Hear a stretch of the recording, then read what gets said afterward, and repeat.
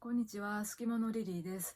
目で読むためのハワイ語ミニ講座第22回目です。よろしくお願いします。今日は基本単語を覚えようということでずっと続けてます。所有形のお話の続きです。こう、私のという意味合いの言葉を手がかりに、ハワイ語の所有形ってこういう仕組みになってるんですよというところをちょこっとお話ししたいと思います。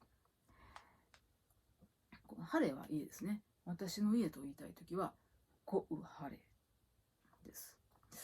なんですけれど、私のという、ね、あなたのではなくて私のと、これ家を説明している言葉のように思うんですけれど、説明する言葉を後ろからといつも私お話ししてると思うんですが、これ前に来てますよね。説明は普通はカハレヌイ、大きな家とか言いたい場合はこうやって後ろに来るはずなのに、私のという言葉はなぜか前に来ています。どういうことなのか、そのあたりを次お話ししたいと思います。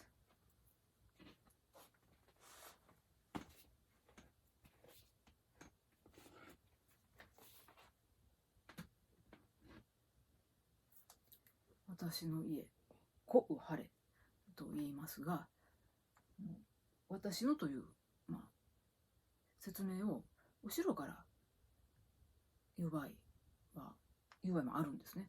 その場合はこうなります。かはれおう。同じ、よく似てますが、K がこちらはありませんね。どこに行ったのか。ここです。かはれ。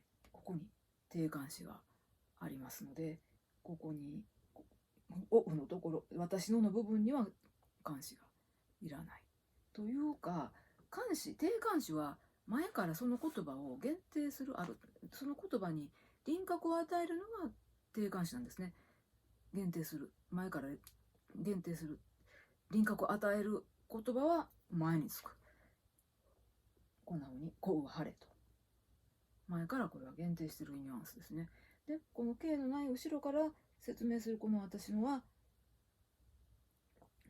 定冠詞を含んでないので、単に私のものであるという説明をしている。これと一緒ですね。かはれぬい、大きな家というこのぬいと同じ使われ方をしています。このこうとおうが、同じ私のなんですけれど、定冠詞があったりなかったりっていうところで、定冠詞が含まれているこうの場合は前につくと。で、定冠詞を含まないおうの場合は後ろから説明の言葉として使われる。これは全ての所有形に共通のルールなので、この辺り覚えておくと、たくさんハワイ語の所有形ってあるんですけど、これを知っておくと一つ一つ覚えていくのは楽になると思います。目で読むためのハワイ語ミニ講座終わります。